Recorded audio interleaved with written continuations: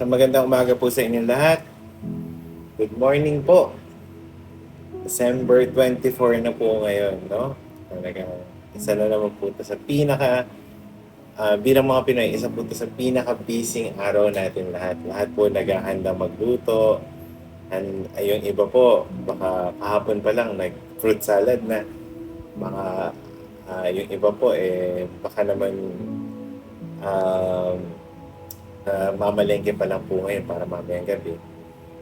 Pero ano po ba talaga yung totoong meaning ng Kapaskuhan? No? Ngayong gabi, ngayong umaga po, yun po yung pag-aaralan natin. No? Pero bago po ang lahat, tayo po yung manalangin. Panginoon, salamat po sa umagang ito. Salamat, Panginoon, dahil kayo mabuti at mapagmahal. Na to the point, ipinadala niyo po ang inyong kaisa-isang anak para sa aming kaligtasan.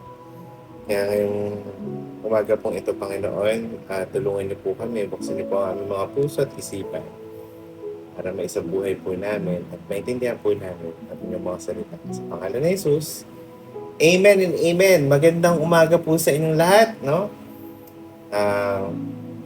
Habang tayo ay nagising sa panibagong araw, alalahanin po natin yung diwa ng Pasko. Na nagbibigay sa atin ng tunay na kagalakan, no? Kaya niyo pong basahin ko po ang salitang pag-aaralan po natin sa Lucas chapter 2 verse 10 hanggang 11. Sabi po dito, pero sinabi sa kanila ng anghel, huwag kayong matakot dahil naparito ako upang sabihin sa inyo ang magandang balita na magbibigay ng malaking kagalakan sa lahat ng tao. Sapagkat isinilang ngayon sa Bethlehem, sa bayan ng ni Haring David, ang inyong tagapagligtas, ang Kristo na siyang Panginoon. Di po ba kayo nagagalak na ngayong araw pong ito, marahil ang simbolo ng bawat isang Filipino o bawat isang tao sa buong mundo patungkol sa pagsilang ng Panginoon Jesus.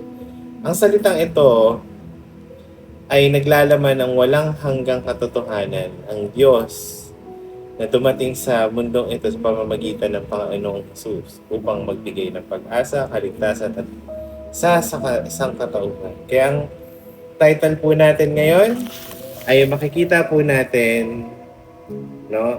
Ang title po natin ngayon ay Kagalakan Hatid ng Pasko, Isinilang ang Tagapagligtas. No? Ang balitang ito ay isang paanyaya sa bawat isa na huwag mag-alala o matakot.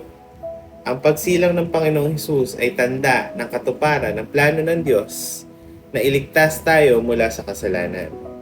Hindi ito balitang nakalaan lamang para sa mga pastol o sa mga tao ng panahon na iyon. Ito ay balita para sa lahat, kabilang tayo ngayon. Sa ating panahon, madalas tayong nababalisa sa mga hamon at mga problema.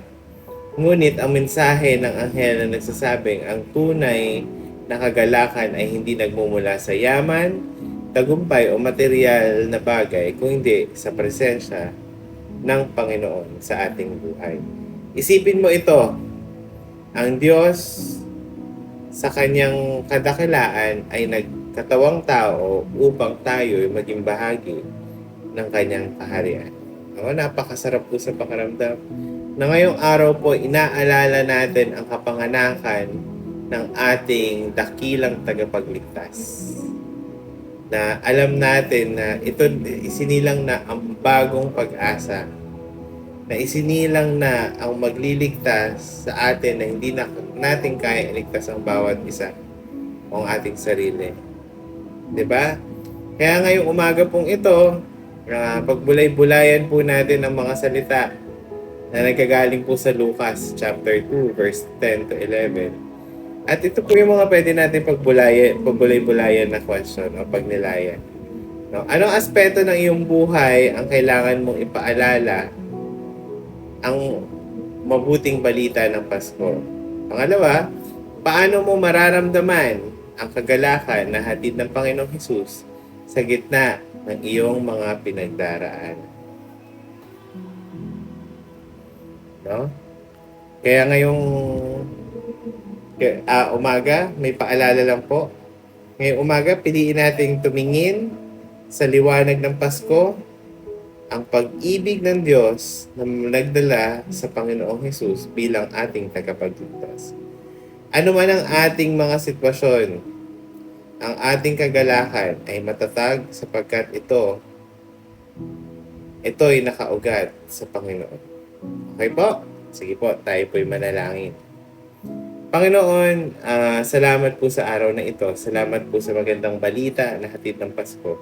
Salamat dahil sinilang ang Panginoong Hesus upang maging tagapagligtas namin. Hindi ko lang po. Tulungan niyo po kami ipamuhay ang kagalakan at pag-asa na nagmumula sa inyo sa bawat hamon ng aming haharapin. May maalala namin na ikaw ang aming liwanag at lakas sa gitna ng madilim na mundong ito. Salamat, Panginoon. Sa pangalan ni Jesus. Amen and amen. Salamat po sa pakikinig. Kita-kita po tayo mamayang gabi. God bless you po. Merry Christmas po. See you later.